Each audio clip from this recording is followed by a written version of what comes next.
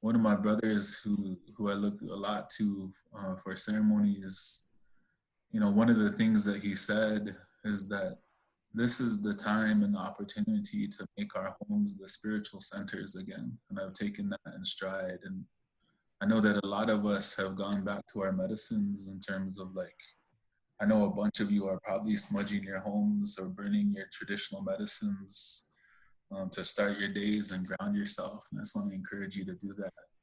Because in the world of Zoom calls in which you're projecting your energies into other places, it can be a place of feeling a little bit scattered. And so I just want to acknowledge your intentionality in which you're starting these conversations. And so I'll speak in my language and just offer health, happiness, and health for all of us, and then the important work that each do within our Indigenous communities. Atunkashila le dakuku wakale dakuku shkashka yu hakni lecha etu apona na magum tapikte. Le dakuku wanage ate kile lecha e. Le omnichi kile etu ya. Anka uyanka pikte. Na hale dakuku wo wichala yu ha selecha chawana li lakchi wo pila e chichapi.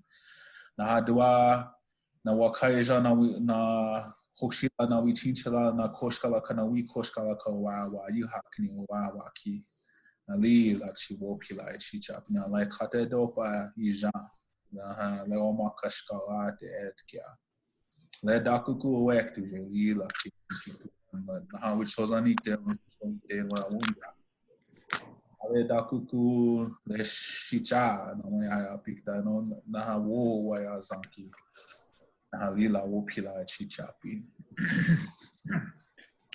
Tonkashila namako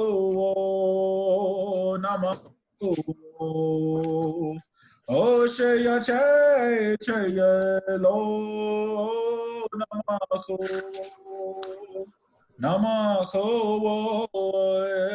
hey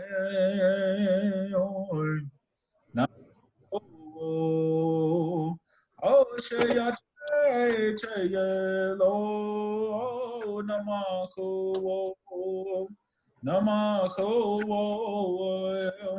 hey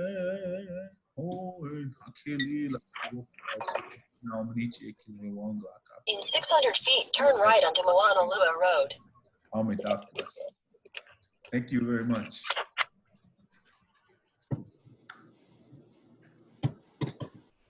Sound like someone that was getting directions to the prayer. Yeah, somebody was getting those directions, those sacred directions. Thank you so much, Kula. Appreciate it. Thank you for the song. And that really, I think, grounds us for our conversation tonight. I had the honor of being on the COVID-19, kind of the resource group here at Teach for America this morning, and really trying to figure out ways how we can elevate, the voices of our Native community, especially regarding the impact of COVID-19 in our communities.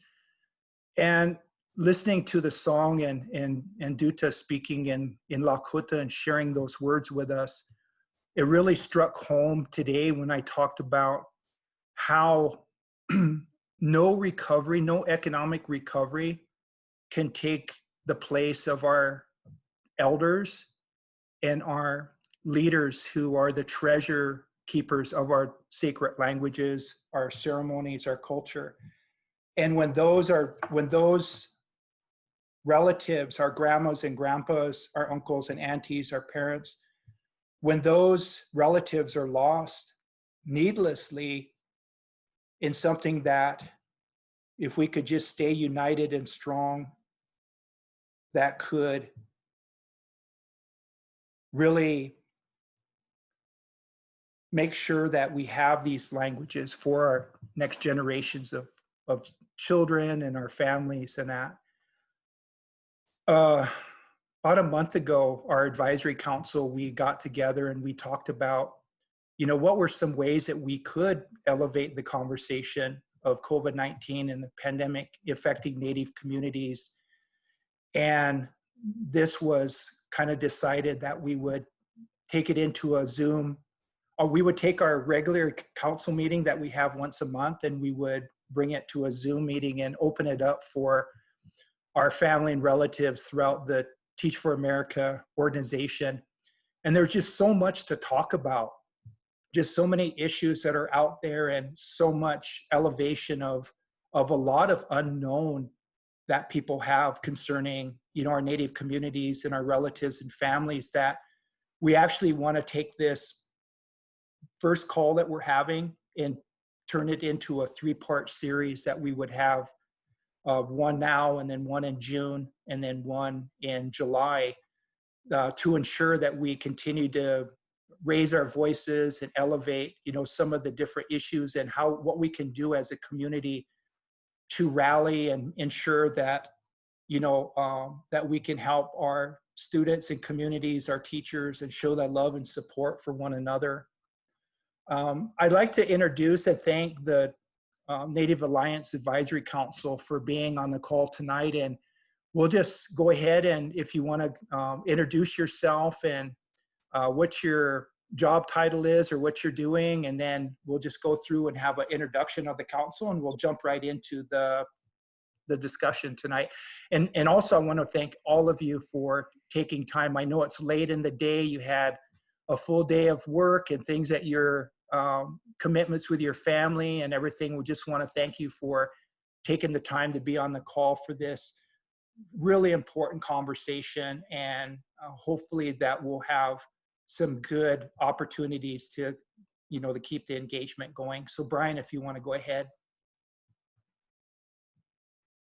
Kadi imam ayamau kauke shua Brian Billy e shakawa. My name is Brian Billy.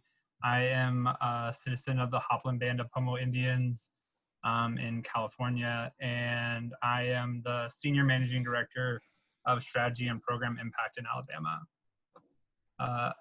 Ashley, I'll kick it to you. Guatsi Hopa, everyone. My name is Ashley Suricino. I am from the Pueblos of Laguna and Acoma, coming to you right now from my family home here on my reservation. I am a small business owner, have worked previously with Teach for America on the local New Mexico team, as well as with Wazi Hanska on the National Native Alliance team. I'm glad to be here and share this space with you all, and so looking forward to hearing more from you. That way, thank you.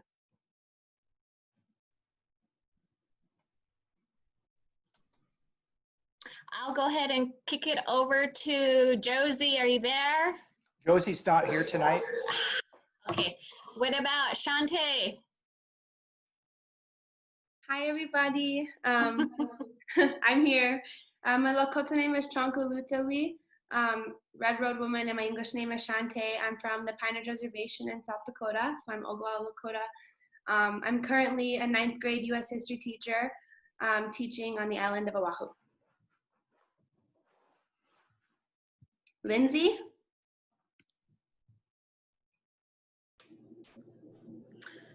Maruawe, Ananietsa Lindsay Early. I am a member of the Comanche Nation, originally from Oklahoma. I did my Corps member service in my hometown of Lawton, Oklahoma, and I taught kindergarten. And now I currently serve as the Deputy Director for the National Indian Child Welfare Association here in Portland, Oregon.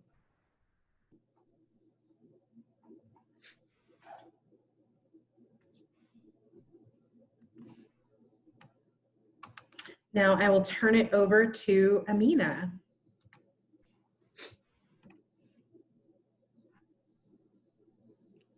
Amina, you're on mute. I know. I was like, I had to unmute myself. You think I'm on these Zooms all day, you think I would get that, but it always happens. My name is Amina Garza Foley. I'm from the Navajo Nation, the Dene people, Yate. And I work in the Rio Grande Valley in South Texas. I'm a teacher of leadership development. And yeah, I think that's it. And thinking about my people all the time with everything that's going on out there on the reservation among my family and friends. Thank you for having me here.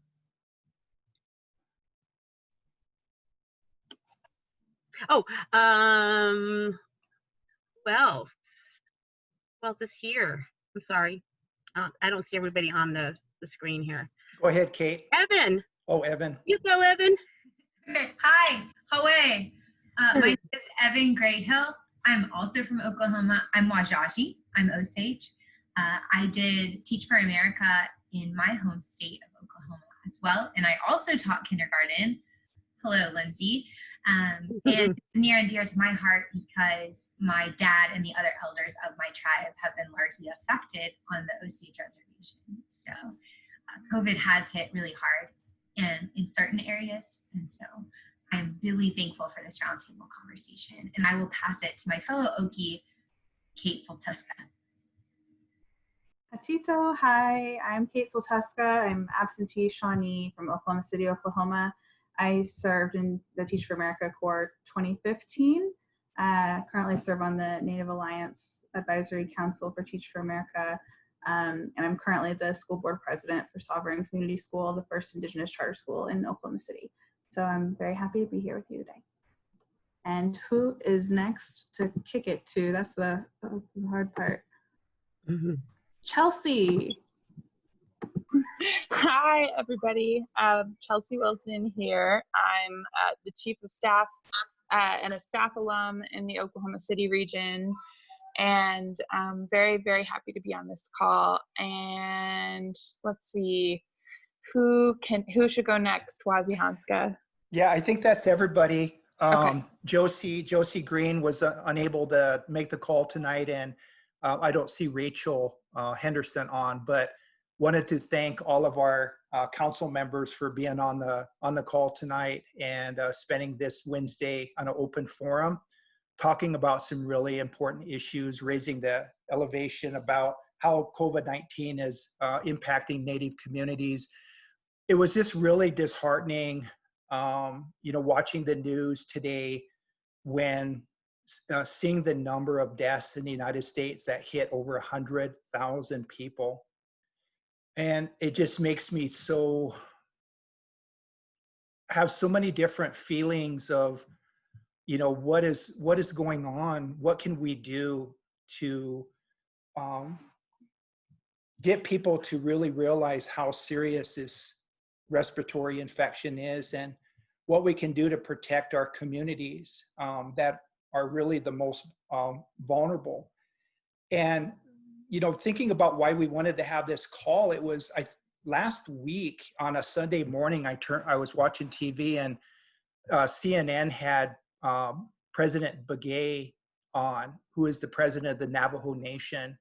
And it was early in the morning. And even though I was so grateful for the opportunity to have, one of our tribal leaders representing, one of the 575 federally recognized tribes in the United States on, it was also frustrating that the opportunity to really get the word out was on an early Sunday morning. I was wondering, why isn't he on prime time? Why aren't we talking about how COVID-19 is impacting the Navajo Nation that represents 5% of the population in Arizona, but yet 20% of the deaths, and how it's disproportionately affecting our communities.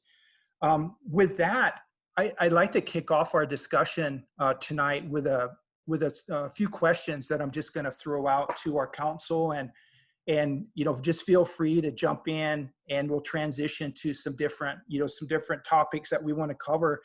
But the first question I have for our discussion is, do your fellow tribal members have access to basic needs, including food, PPE during this time of COVID-19? What are some of the resources that we have, and what are the resources we don't have?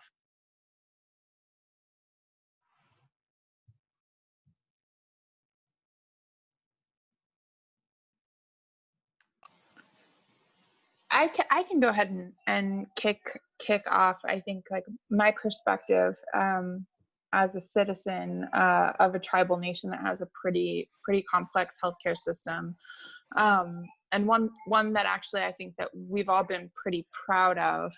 I will say, like, when I think about this question, something that I've been thinking a lot about is something that our chief named in the very beginning, which was that, like, social distancing kind of defies our values. So, like, distancing from family and elders and keeping grandkids away from their grandparents kind of goes against a way of life. And I think for many tribal communities that are, you know, have homes that are shared with like multiple generations, it's not, social distancing isn't even a possibility. So that's something that I was thinking about as we, you know, prepared for this space together.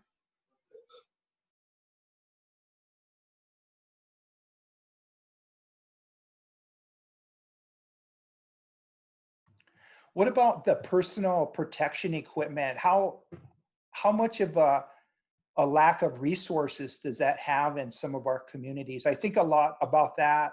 You know, whenever I go out and have to go on essential business for a family, you know, I'm at home with, you know, I would be considered at high risk. I'm going to be 62 in a few months.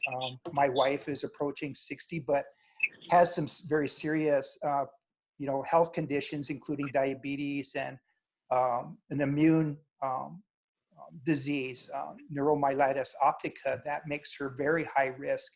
So, you know, even prior to COVID-19, I was very much aware of wearing a mask when I was on an airplane, or washing my hands and constantly cleaning, because even the flu or, you know, any type of sickness could, you know, put my wife at risk in the hospital. So it's something that I constantly thinking about. But as we look at our, you know, in our Native communities, I know there's just such a high need for, like, just access to PPE. What are some of the things that you're seeing, Ashley, in New Mexico in terms of you know, at Laguna Pueblo, and access to some of those things that can keep our elders in our community safe? So it's been interesting attempting to figure things out and trying to understand how the tribe is working with our hospital. We're in transition right now to where we're going from being an Indian Health Service facility to 638. So we don't really have a hospital per se right now. So it's been interesting going to stores and seeing everything sold out. And I was initially, when I first was trying to figure out how to help, I was panicking because I was just worried about, you know, our elders and our community having access to masks, as well as testing, as well as hand sanitizer. And so I was fortunate enough to work with one of my coworkers whose partner works for a global logistics firm, and they're focused on PPE. So I was able to link her up with a bunch of tribes here in New Mexico that run their own hospitals. And so as far as I know, my tribe was able to order some hazmat suits from her. But it was a real grassroots effort to where, because we didn't order a lot of them, you know, I had to work and like call my emergency response team and figure out who was in charge and ask them, like, did you send the payment? And then call my coworker to ask if he picked up the PPE, and he sent them. So it's been really interesting. And as a result of not having access to PPE and the insufficient masks that were coming into the reservation, I was fortunate to learn how to sew from my grandma. So I whipped out my sewing machine and organized a local effort, got some local artists as well on board, and we've been sewing masks for community members as well as kids here on our reservation for the last month or so. And other amazing nonprofits have stepped up and have donated cloth masks, and so we've been distributing masks for the last month or so. So that has been what we've been working on here in Laguna and Acoma. I know we talk a lot about like washing our hands and just the basic access to water. Amina, what can you share with us some of the different, hurdles that, for example, in the Navajo Nation and access to water? You're on mute, my friend. That's what I've always known, even as at an early age of living on the reservation, with my grandmother and her, just my relatives who had to haul water for their livestock and things like that. And that's a continuing thing that I've always known, even in high school. And I went to high school in Chinle, Arizona, and classmates and people who live, more remotely from some of the towns in our area also were not only just hauling water, but even just using firewood, to warm their houses and things like that. So that's just been something I've always known, but it's definitely been a hurdle with all that's going on now, because even just going somewhere to fill your water, your big water things, is hard. And so that's just a lot of challenges that are going out there, and so remote. The communities are so spread apart. You have your clusters of your community, but in between that, it's very far in distance to get water or to go to a store. And so a lot of us go to our the border towns, and so that's been a challenge from what I hear from my relatives, of having to stay closer to home. And thankfully, from the reports that I'm getting from the Navajo reservation, is like there's a lot of community collaboration to get food out to these communities that just can't leave for if they're sheltering in place and things like that. So it is a major challenge, and it always has been.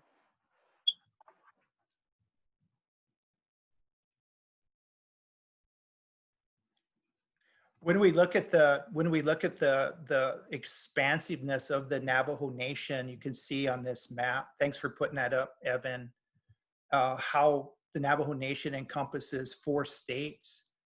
And I think another discussion about, not just the access to having PPE equipment, masks, gloves, being able to wash your hands in areas where it is a food desert, the access to just basic needs like food and supplies. Maybe we could, Shante, maybe you could talk a little bit about what are some of the obstacles with living in a food desert like Pine Ridge and other places.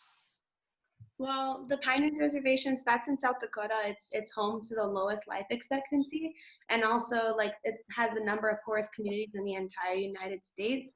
So it's not only like lack of access to everything that we need to stay healthy during this time, like masks, cleaning supplies, the testings, the beds, doctors, but it's also there's lots of miscommunication between the state and the tribes.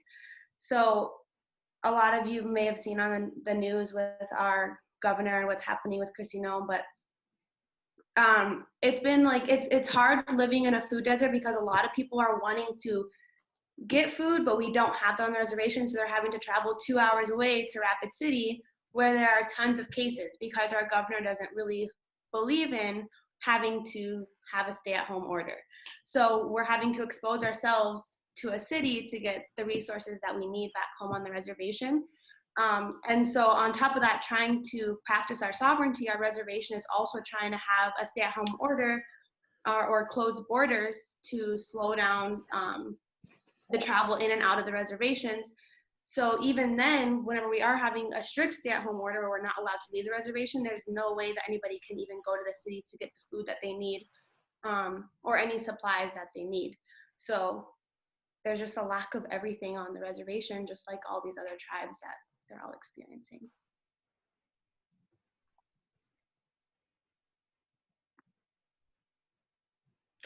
I mean, even the cost of food, and thank Becca for raising that in the chat.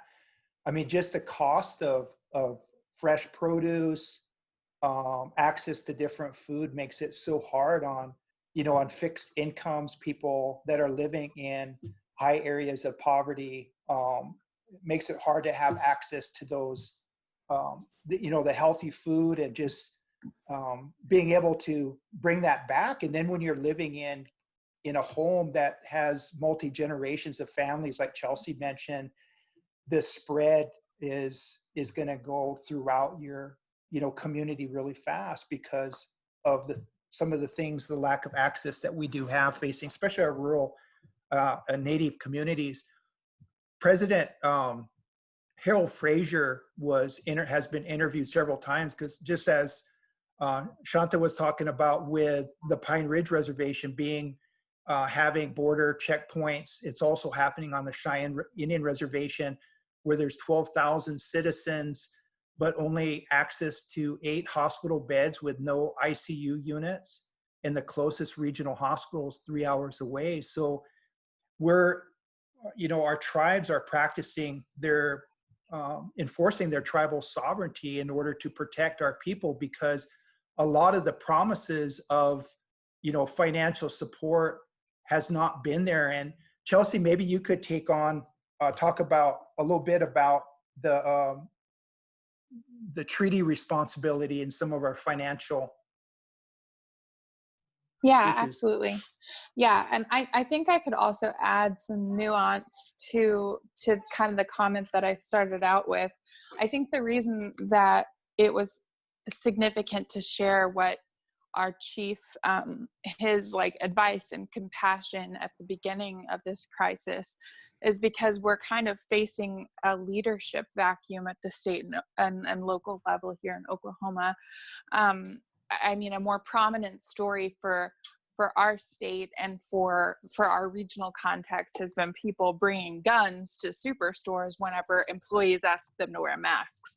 So our chief naming the fact that social distancing is highly against cultural norms for us, but still encouraging it anyway, was significant to me. So I wanted to add just a little bit of nuance to kind of why I shared what I did. But yeah, I think so for my tribe, there have been about 85 confirmed cases for our healthcare system. And we're currently being advised to limit travel and to check on vulnerable elders in safe ways. And I think the closest that I've gotten to this disease has been losing a dear friend. She was also a tribal official in her 60s, had been otherwise healthy. One of my bridesmaids, it was her grandma, and she was had a long history at BIA and came home after several years working with the federal government for all of Indian country. And I mean, she went incredibly fast. Her family still doesn't quite know what hit them, but it was due to COVID-19. So I think something that we wanted to raise on the call was around kind of a lack of infrastructure when it comes to some of the financial resources that were finally made available to tribes, but after several weeks of hearing nothing, after being kind of eligible for CARES Act funding. And I think what a lot of tribal communities and tribal leaders are grappling with now around CARES Act funding is questions of what's allowable and how tribes can spend those relief funds. As with a lot of things in tribal policy and history and around treaty responsibilities, CARES Act funding comes with a ton of strings attached. So it could be kind of a once in a lifetime opportunity for tribes because of how significant it is, but it could also set tribal communities back if they have to repay quote unquote unallowable expenditures in the future. So I do think that is something that's really significant and that needs to be named. I'm not entirely sure what solutions look like. I have a feeling it rests in kind of bulletproof justifications and documentation, but I know that there are really great organizations that our council could potentially partner with, like the Native American Financial Officers Association, so that we can deal with financial advisors that are Native and that have the trust of their communities and can help tribes figure out what CARES Act funding might mean for them. But I do think it's important to call out and name the fact that this federal funding and fulfilling of historic treaty obligations that have historically been ignored and broken promises. I mean, it comes with a lot of historical baggage that is the reason why infrastructure is so sorely lacking across tribal communities and across Indian country.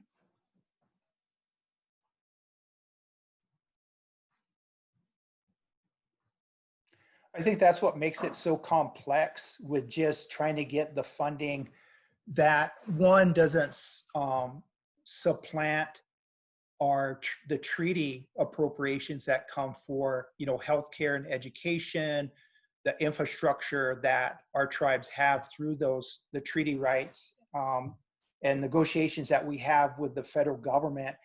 And I know, like down in Pine Ridge, for example, we haven't actually received any of the stimulus monies that were intended to come down to the tribes. I know there's various lawsuits that are going on and different legal actions that are holding up a lot of the funding being on the ground, which makes it really frustrating because the states are receiving funding. They're helping small businesses and other entrepreneurs and programs get back on their feet, whereas many of our tribal entrepreneurs, businesses are really struggling without access to any funding or any dollars. And so it's really a mess in terms of continuing to just escalate the need for services and support for our people.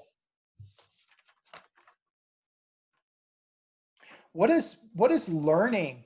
As here we are on the call, I'm talking, with Teach for America, and the whole focus, a lot of our work is supporting teachers and our students. What does learning look like for our students in our tribal communities during the shutdown? What are we doing right?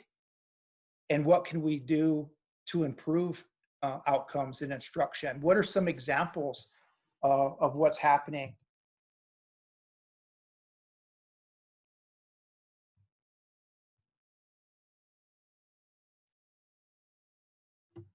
What does it look like in the urban areas in Oklahoma City, Kate? I would love to speak to that. So Sovereign Community School is such a unique entity. We serve students from all over Oklahoma that travel to come to Sovereign Community School in Oklahoma City. So our kids are out, for my tribe, they're out in Little Axe, they're out Cheyenne Arapahoes, out in Concho, and they drive to Oklahoma City. And many of our students don't have internet access, don't have computers at home. So what we've had to do is we've had to borrow computers from Oklahoma Public School Resource Center, all of our Chromebooks at the school. We had to library out to our kids. And for kids who didn't have internet access, we had to do what we could to try and help connect them with resources to get internet. And we even ended up unhooking our desktop computers and sending them home with kids. So the inequity of districts that are able to say, it's okay, just go home and we'll teach you online, even though it's really difficult, our kids don't even have access to that. And with social distancing, it's almost irresponsible to do the paper packets. And then at my school site in Oklahoma City Public Schools, which also serves many Native children, that's the school site I teach at, the kids in my personal class, 33% don't have access to internet or a computer. And as a member of Oklahoma City Public Schools, there was nothing I could do for my kids in my class. So when you think about the poverty in our urban areas and how many Native students are in urban areas. Sovereign Community Schools' opportunity to serve our kids is very unique, and these resources aren't just flowing for our kids. It's very rare to be able to find that level of resources. Additionally, you know, it's been our teachers at Sovereign have been really great. They would be doing Zoom every day with the kids, and they would do socio-emotional wellness and check-ins. They made sure to maintain wellness curriculum, even though school was closed, and it's hard to do that not in person. So yeah, that's just kind of how it's been looking for us out here.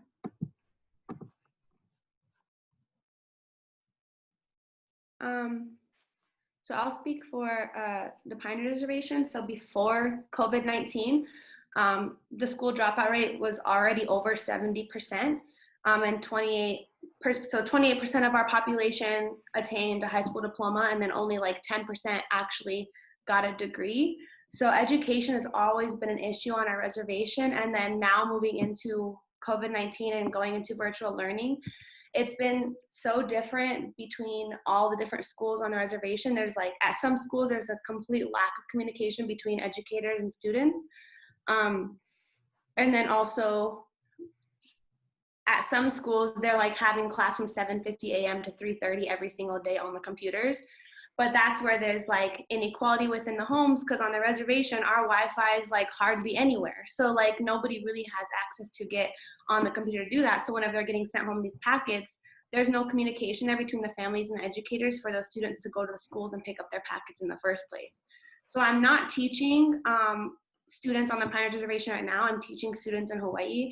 And even I like came home for spring break and haven't been able to travel back. So the same issues that we're facing on our tribes, the Native Hawaiians and Polynesian students are also facing in Hawaii, because they're having difficulty even like communicating with their teachers. And so when I'm here, I'm witnessing like all of my younger cousins and my brother.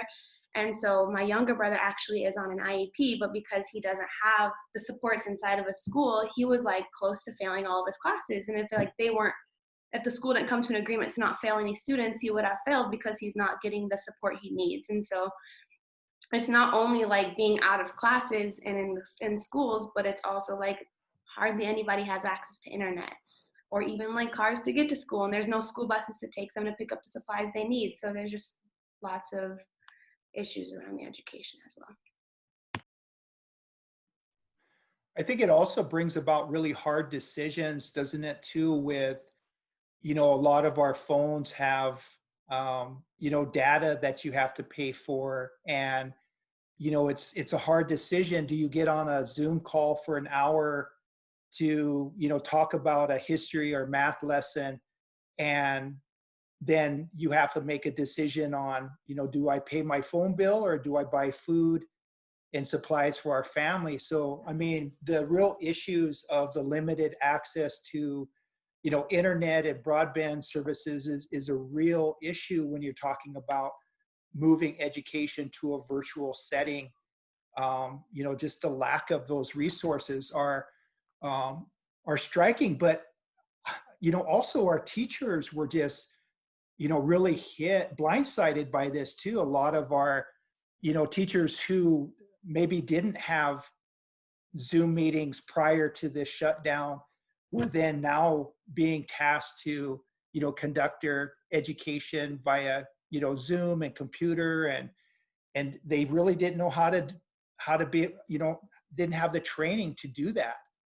And so I know, like with the Bureau of Indian Education, the directive was sent down to our schools that if we couldn't reach all of our students, then we would have to shut down on the basis of equity. So our schools basically have shut down without providing any of those, you know, hard homework or virtual lessons or whatever, just because of the equity issues facing the technology and those lack of access to it.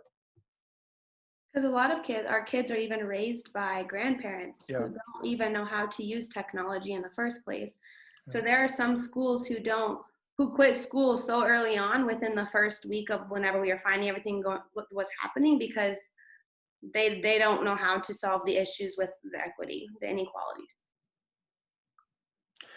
What can we do to improve some of these outcomes? I always wonder about, our commitment to a culturally based education. That's so important with our students, access to our language, our culture. That was one of the reasons we started the Native Alliance Storytelling Hour, so we would have, a place for, the community at Teach for America where we could hear, songs in our languages and music and storytelling and that too. I worry about, not only the shutdown with the access to our core subjects, but also access to our language and culture, and all of those things that encompass a holistic education. I think we have to really think about how we're going to provide those learning opportunities for our students in this new educational setting.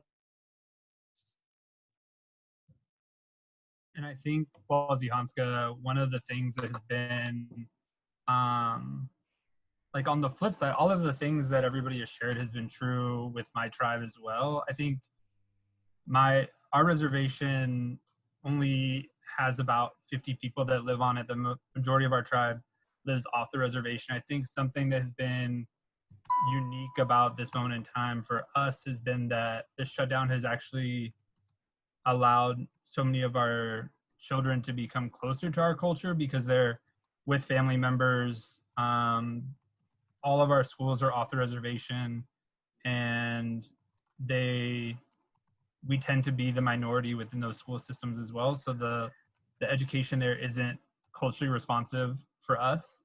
And so in a strange way, the shutdown has actually allowed us to be with family and be with our culture more now, which I think is like a travesty to what the rest of the year has been and what the rest of our students' lives have been, that it took a pandemic for something like that to happen.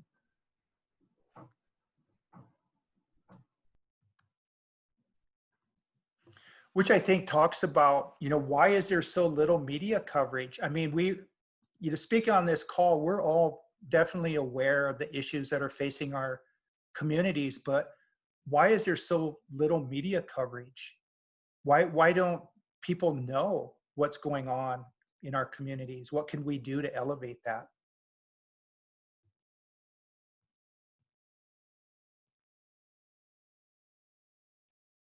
I think that Billy is definitely right. I think that, sorry, I just bungled your name. It is something that has been so heavy on my heart as well, just like kind of the pre-COVID way of life that, things were so busy and you're in such a rush. And I think I've spent more time with my family and more time calling my grandma. And I mean, life has just slowed down. I don't mean to take away from any of the devastation that has and continues to ravage communities across the country. But I also have been reflecting a lot on what's really important in life, and like being close to family and close to culture in ways that are safe and healthy. That's just been like almost a weird silver lining to this whole ordeal. And I do think, like, the other thing I'm not sure what the answer is to the question of elevating stories and getting the media to pay attention to what's going on in Native communities. But I do think that that, like, along with all of the terrible, horrific losses that are occurring, I also see so much resilience and community and really beautiful stories of tribes being there for one another right now, and in ways that, like, I don't think that local and state leaders have have been able to achieve. There's just been a unity and a cohesion, and so I wouldn't want those narratives to be lost either. So here in New Mexico, we're fortunate to have lots of tribes that make up and compose the beauty of living in such a state.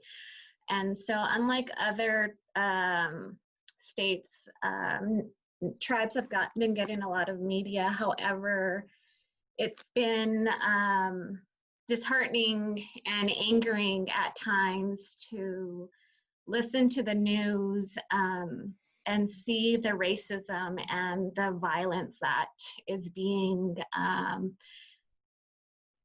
unconsciously perpetuated or directed at Native people.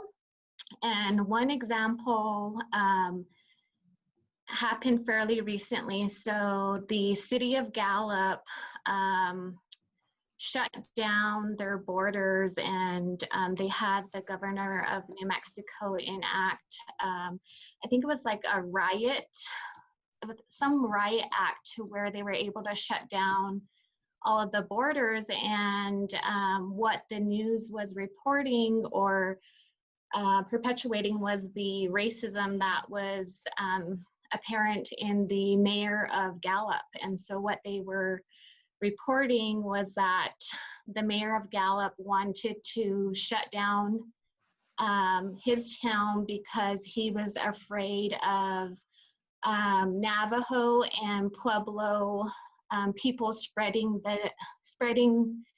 COVID-19 to other members in Gallup. And so that really angered me. And interestingly enough, one of the reporters who was simply repeating what the governor or what the mayor had said is a Pueblo woman.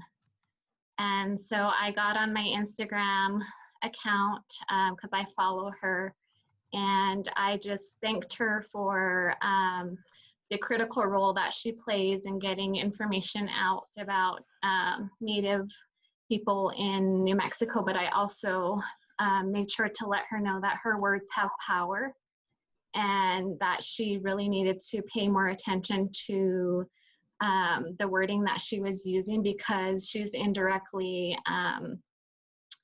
attributing violence towards Native people when she simply recites or racism remarks made by the mayor. And so I noticed that she doesn't say that anymore, so at least that made a little bit of an impact. But it's just disheartening just to see what's going on news, not only here in New Mexico, but across the US, across Native America. So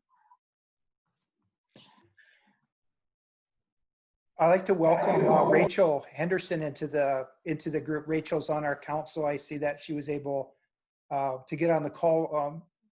Rachel, would you want to speak to what you just chatted in?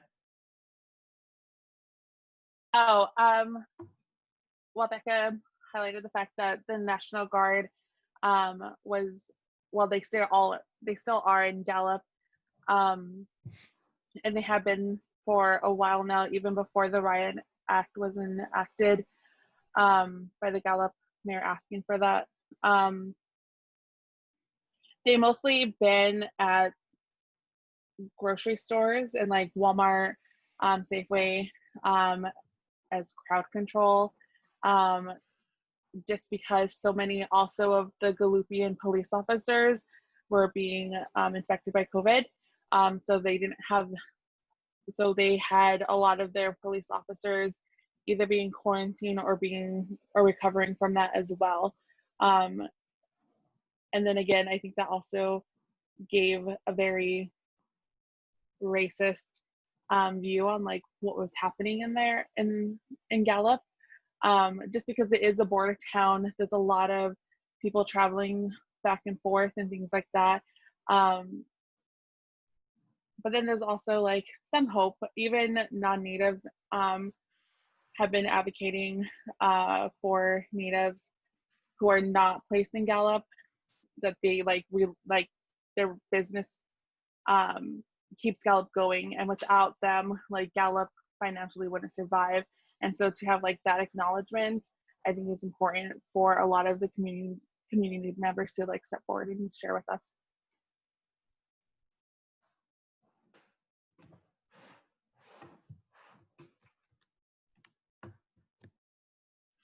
I know the complexity of jurisdictional issues, tribal sovereignty, comes many times at odds with what state policy is and what their how they're dealing with the pandemic. Here in South Dakota, have really forced the tribes to protect themselves in enforcing tribal sovereignty at times when they're at odds with the state and federal guidelines. I know that there's been different threats coming from the governor here in South Dakota of lawsuits, bringing in the National Guard to, and I think it's all over,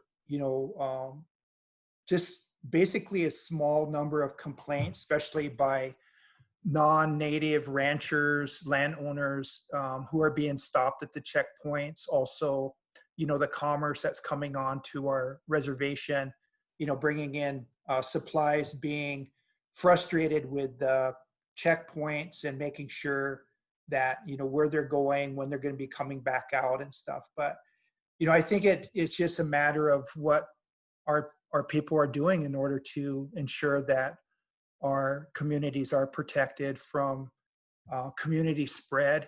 And we talked a lot about, why this is happening, within our communities. Why are our Native nations in particular so at greatest risk for COVID-19 and other deadly infections? I know we talked a little bit about some of the health disparities and a lack of resources, but maybe we could talk a little bit more about that. And then after we finish up with this part of the discussion, I'd like to kind of open it up and talk about what we can do to bring in allies and how we can support one another. And Evan, if you wanted to talk a little bit about, the recruitment of Native teachers and what we're doing in order to support them in the work that within the Native Alliance and within the organization. But why are Native nations, why are they so at risk for the COVID-19?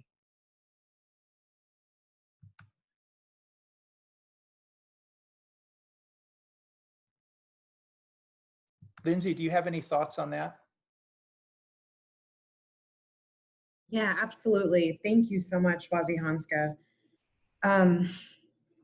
Unfortunately, what I found with speaking with child welfare workers, some of the very things that we consider strengths, intergenerational living, living in close quarters to relatives, that can also be one of the ways the virus spreads. I think also we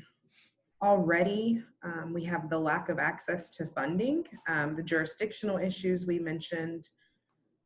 So I think this is just an unfortunate look at exposure to the inequality across the board.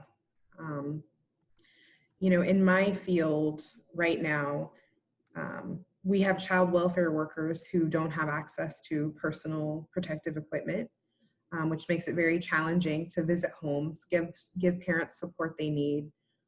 We also have many jurisdictions, courts are closed. So those are some of the challenges that we're seeing. Maybe you could speak a little bit more to the work of NICWA. What is can you share a little bit for many of us who may not know the work that you're doing? What is that? Yeah, absolutely. So I know we have folks from all over on the call. The National Indian Child Welfare Association is located here in Portland, Oregon. And we do quite a bit of work. We're mostly a social work organization, but we also do technical assistance for tribes. So this looks very different depending on what a community needs. Some of our most recent work, we have helped tribes develop tribal court codes. We've also gone into communities to reassess their child welfare programs to make them more reflective of their culture and values. So I'm really excited and proud to be part of NICWA. I'm newer to the organization. I've been here a year. But what I find is social work and education have a lot of similarities. So it was a really good transition after my service with TFA. And please check out our website, nicwa.org. We do have resources available for folks if you'd like to learn more about the child welfare response to COVID-19. And we also offer trainings to our members. So if you have any questions, please reach out to me or check out our website at nicwa.org. Thank you. I know one of the issues, and there's so many devastating issues that do affect our Native communities, and one that has been, we've been trying to elevate within the Native Alliance is the missing and murdered Indigenous women and children. And our friend Ashley has launched an organization called My Sister's Fire and she's helped organize many protection marches and trying to raise the elevation. I worry about, with so many of our people that are shut down, that are have addiction issues with drugs and alcohol, subject to violence. Those are things that it's real in our communities, with just the stress of everything that's going on, and we're just all confined with one another in a really close space. What are some of the things that you've been doing, Ashley, on the ground, or hearing about, some of the issues of what we can do to be better relatives and protect, our children and sisters and aunties and mothers that are out there that might be in situations that could cause harm to them? That's a huge question. I think, at the very basic level is making sure that when you're seeing harm being caused to Native women, children, or Native people in general, speaking out, not standing silent or turning the other way.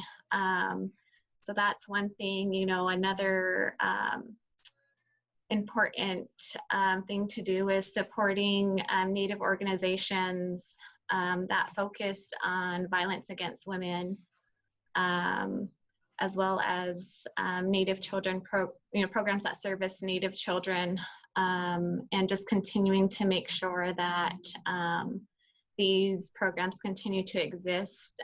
Showing up is huge. We've been fortunate to participate and organize several marches with Wazi Hanska for missing, murdered Indigenous women, as well as talking circles. And so those have been incredibly important. And again, at the end of the day, it's all about showing up, making sure that people know that you support them, you hear them, and continuing to fight for better systems for Native women, Native children. Trying to think of some other good work that's being done. Can I pass it along to any one of you, my fellow Alliance, to add? Shantae, what's happening in South Dakota? I was trying to think, like, what? That is a huge question, but something that did come up while you were talking was, I think, just like you said, I think you said something like, get out there and speak on it. Like, I really think a big part of it is just getting ourselves a seat at the table. I mean, these issues are like what Brian was saying in the chat. These issues have always been around, and they're just enhanced now that COVID-19 is here. And I think in a way, this is kind of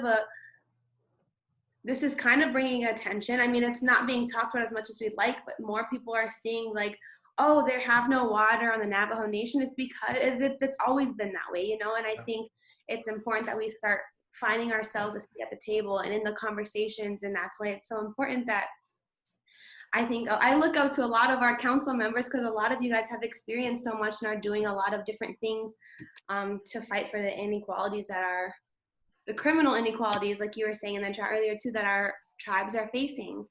And I think it starts with educating and letting our youth know what's happening as well. So as they grow and develop, they're starting to speak on these issues as well.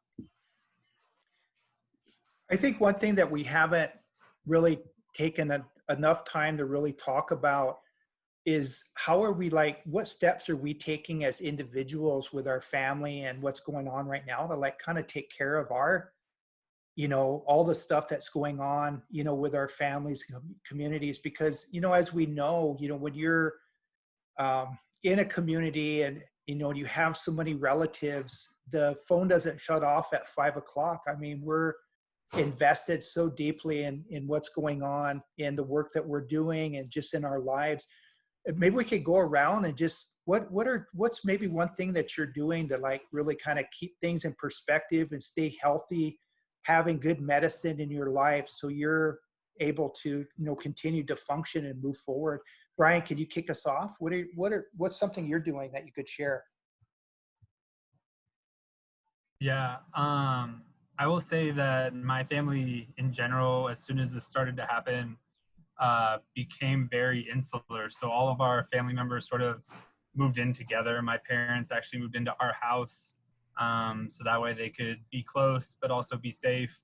I'm thankful for working at Teach for America, where I've kept my job. And so one thing that I've done a lot to keep my family healthy is I send money home to family members who have not had that luxury. And then it's honestly just checking in on elders within my own family, within our community, to make sure that they're safe and they have what they need.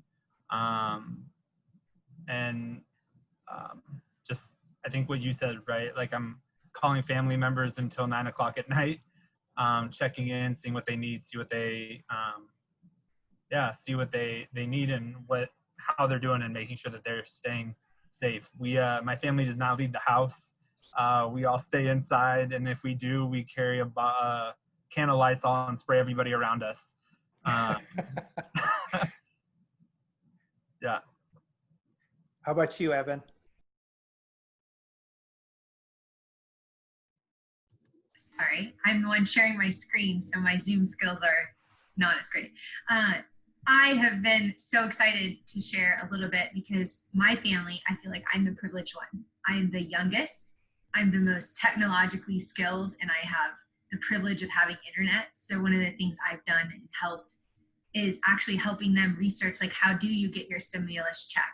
How do you find these resources? How can you fill it out? What happens if you don't have your taxes done? And like, because I don't know the answers, but I'm decent at Google and I have internet thanks to my job. So I really have, that's been my skill set. And so one of the things I've been doing is just calling in, checking, and straight up asking my family members, have you done this? Have you filled out your stimulus? You know, if you haven't got it, like, what can we do to get it? And I've helped 3 people. I helped my neighbor. So I really feel like sharing like what you can do has been really giving me personally energy. And I've connected with pretty much all of my elders in my family, which has actually been really special and just so beautiful, checking in with my uncles and my aunties as well. So yeah, thanks, Wazi Hanska. Yeah, Amina, how about you? Yes, I have a brother who lives in Shiprock, New Mexico, and he's a pastor, so he has a church. And it's been interesting because when it started to break out on the reservation, COVID, I I was telling him, please tell me you're not holding church services, because he's got a pretty big church out there. And he was like, no, because I don't know what to do. And so I helped him set up a Zoom account. And so he's been able to still continue to reach out to the people, some of the people, not everyone, not all of them, who come to his church and hold services on Zoom. And I've been participating and like Brian, also sending money their way because they live on offerings. My brother lives on offerings, and when his people come to church. And so that's been interesting, and I felt like that's been great. But at the same time, for some of our relatives who are able to jump on Zoom in some of his services or his prayer time, been able to kind of keep track of them in that way as well. And so that's been great to see some of my relatives and get updates about everybody who's not on, or if they're calling people and talking to people and what's going on. And the one thing that my brother did express to me last week was just the amount of phone calls that he gets to his church from elders and wives and sisters of relatives who are dependent on alcohol or drugs, and now they're in their homes with them. Some of them were literally just released out of county jails and things like that, and just told them to go home. And so some of the things that my brother's been dealing with in terms of those issues is just trying to keep in contact with his members who are going through some of these ordeals, with family members who are dealing with so many things in terms of stressors that are causing an uproar, a battle inside of their home. So that's been very concerning to me, because I know that's just an issue. And to be sheltering in place with people who are addicted I just can't even imagine. And so that is my biggest fear right there, is that on top of not having the medical services that obviously the Navajo Nation is lacking. And I really thank the people who are participating and helping, like Doctors Without Borders have gone there and things like that. And we're hearing about different ways that people are giving them veterans to the needs of the Navajo Nation and the people who are in certain communities where they're seeing a lot of spike of the COVID. I'm really thankful for all those contributions, but at the same time, that just continues to kind of bring to the surface again some of the same issues that we've always had, but without the resources to support our people. And so that's concerning as well. How about you, Kate? What are something you're doing to maintain?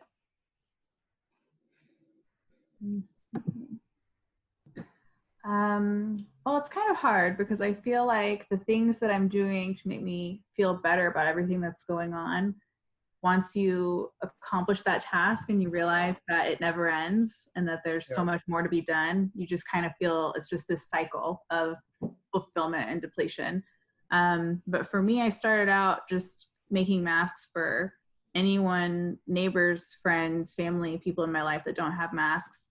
And then I was able to make enough. My tribe, Absentee Shawnee, they put on the news that they needed masks, and I made 50 for my tribe. And I went out there and they told me no one from any surrounding town had donated. And it had been running on the news for over a month. I made a bunch of masks for Navajo Nation. I sent those out to Tracy, since she's doing so much good work out there right now. And then also, relatives that I'm estranged from because they have their own personal issues. Like Kamina was talking about, dealing with people who have mental illness and have addiction in their lives, but they still need masks. So it's it's been good for connection, but also hard. And then for Sovereign, the Anti-Project did a really great food drive for us, and being able to distribute those boxes to our kids was amazing. And my students in my actual class that I serve every day before COVID, now it's weird, I would make sure to call them 3 times a week. And then we put together these really cool gift bags where I had some friends donate money, and then half of it I just put in myself with books and colors and bubbles and, all the junk kids need to have fun when they're stuck in their house. So stuff like that has been really good. but then also you realize it's never ending. So that's kind of hard too. Yeah. Thank you for that, the work that you're doing, Kate. That's amazing. Just one more. I want to hear from Rachel. What's something you're doing right now to kind of deal with all this that's going on?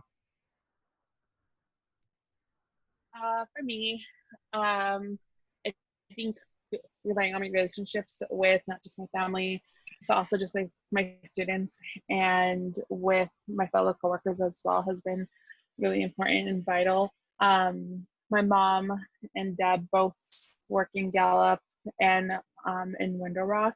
My dad works in Window Rock, which is a Navajo Nation capital, as grocery store workers. So that's been very scary for our family. So it makes me check on them more. I usually text my mom probably every day and things like that. As far as my students go, it's really made our relationship stronger, just because we are constantly checking in with each other. It strengthened like my relationships with their families as well. And I think just sharing any way that people could help, because even with my coworkers, they constantly reach out to me to see how they can support the Navajo Nation. And so I'm more than willing to always give them resources and places to donate to as well.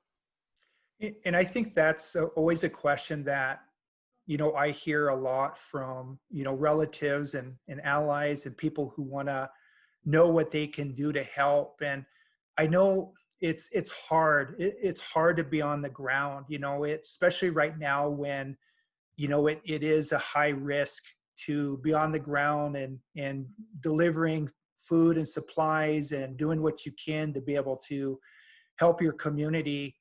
Not all of us can do that, but it's so important that we do try to support those that are in that position and that are on the front lines, being able to help them with, fundraising and support. And that I wanted to invite Tracy Banali to the discussion.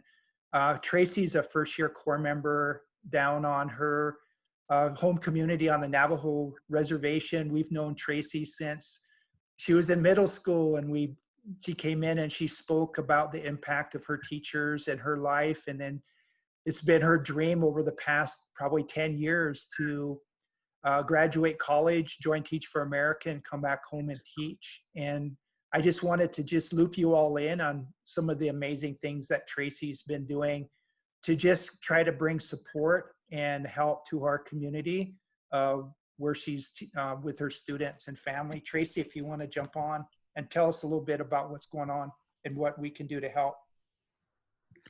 Thanks for that very lovely introduction, Robert. Sorry if I sound kind of flustered. We've been working since really early this morning.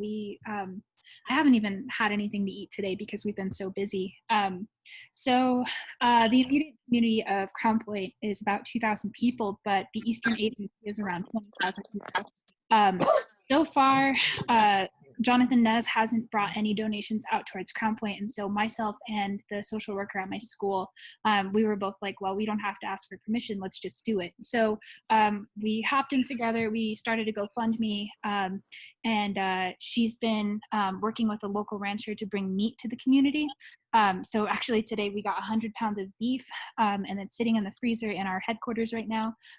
We've been working with 2 other Navajos who live off reservation, one in Las Cruces, one in Phoenix, who's been bringing a bunch of cans. Fortunately, we've been able to have people in Albuquerque collect cans for us as well. And then myself, I've just been trying to order as much online as possible because I was quarantining for 14 weeks because my family came down with COVID.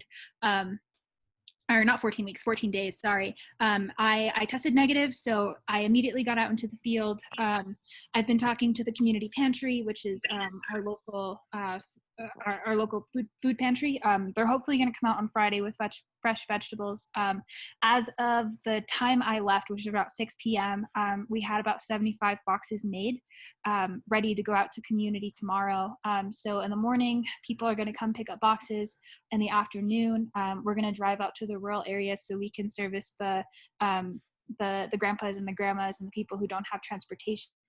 I just got a text from the IHS yesterday telling me that they want to partner with us so that we can help COVID positive households stay in quarantine. So we're trying to figure out some HIPAA loopholes so that we can get as many boxes to them as possible. So that's where we're at right now. It's extremely stressful work.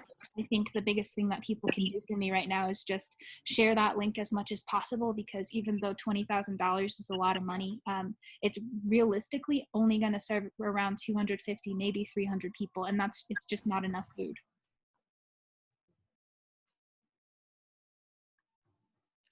Thank you for sharing, Tracy. Thank you for the work that you're doing in your community. It's really inspiring, and we want to make sure that we, I think if we're thinking about, what we can do as allies and co-conspirators and to be able to help our Native community is just continuing to elevate these issues. When you come across news stories, being able to share it out into your network, being able to look at, really credible sites of where you could donate. I know the Navajo Nation has established, a centralized site for donations, but a lot of tribes, we don't have the infrastructure like down in Pine Ridge to get, like, we don't have a GoFundMe or Venmo page where people can donate, and use their credit cards or their bank cards or whatever. So, they take checks, it goes to the tribal treasurer, and then it goes to the OST emergency management. They also accept hard donations of PPE equipment, water, food, and things. So it's just, I just wondering, what we could do, in these communities to maybe help with establishing, the infrastructure and using our knowledge to maybe help build one of those pages where they could have links to the, donations, or even volunteering to provide Zoom training for schools and teachers. I mean, these are a lot of things that people can do on the ground from the safety of your home. If you're not able to get, on boots on the ground and be able to get out there and do some of the different things, but it's still important that we stay connected and as relatives and allies in the work that we're doing. Mm-hmm. We just have about 10 more minutes left, or 8 more minutes. Do we have any questions? We could open it up from anybody that's listening in or on the call with us. If you have a question for any of the council members, go ahead and just jump in.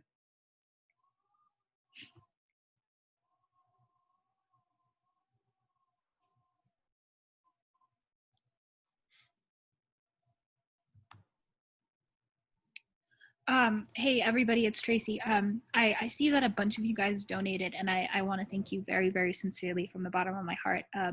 Every time we get a donation, it makes me feel, I honestly want to cry with how much money we have raised, because I've had a lot of conversations with people who are in food insecure homes, and it's hard to help as many families as we want to. We're doing the best we can, and I want to thank you.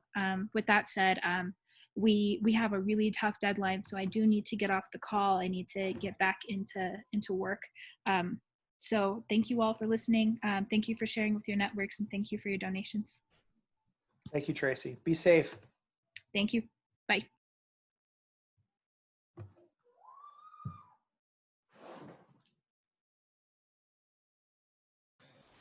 Once again, Scott, I don't have a question in this moment. I just have incredible gratitude for everything that has been shared in this space, for my new and deeper understanding of what is true and what has been true for the many Native communities. And so just wanted to voice genuine appreciation, a new level of understanding, and a reminder that a lot of this was already available for me to understand, and I wasn't leaning into the space to figure that out and know that. So just thank you, everyone who shared.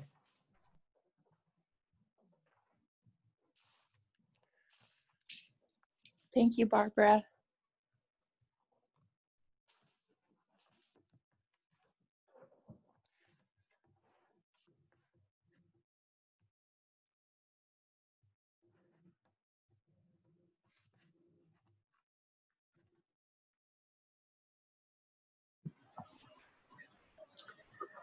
Hello, everybody. I'm Sebastian. I'm a 2020 Teach for America core member. I'm from the Shinnecock Nation out in Long Island, New York. And I just want to say thank you so much for sending me this invite and allowing me to be part of this conversation. And yeah, I mean, of course, it's been terrible seeing the repercussions of COVID-19, and it's really highlighted so many infrastructural, historical issues in Native American communities. And especially for me, it's been tough. I'm personally an extroverted person, I'm a social person, but I have to think about my own family members. My grandfather is turning 103 tomorrow, actually. Wow. And I take care of him, so I have to be alert and I have to be aware of who I'm interacting with. And you know, as always, like Native people are strongly connected to family. So I hope everybody is safe with their own families, in their own communities and tribes. And again, thank you so much for inviting me out to this conversation. Thank you, Sebastian. We look so forward to meeting you in person and bringing you to our Native Alliance core member summit that we have. And it's just an incredible time to, we're the only conference that brings core members, alumni, Native staff all in one gathering for an incredible 3 days of culture, community, and just building this network within the Native Alliance. And thank you for making this step on your journey. It's going to be a great experience and so unique. I mean, you're going to be historically known as the first core members to experience what you're going to be going through in terms of getting ready for the classroom. It's going to be something that's going to be incredible. You know, it's going to be tough, but that's why you're here, and that's why you chose to do the work that you're going to be doing. So we appreciate you. And you have our support if you need it. Yes. Thank you. Yeah, thank you all for joining. Thank you for taking the time on a Wednesday afternoon after work. You know, and also this is the first part of a 3-part series. We'll be coming back with an invite and speaking more about some of the issues. We want to continue to elevate, you know, what's happening in our Native communities, bring this incredible perspective of leadership within our council. Thank you for sharing your perspective and your words of wisdom and encouragement. Bless you in the work that you're doing. May the Creator continue to watch over you and your families, your loved ones, your Tioshpai. Thank you for all the work that you're doing.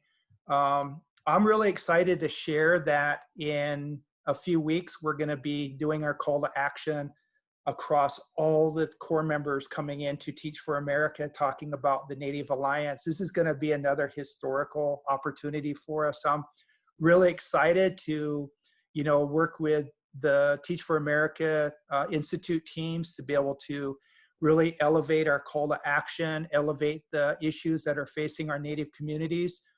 We want to invite each and every one of you to our storytelling hour every week to share love, culture, community, kind of de-stress, and get together for a little bit. I know we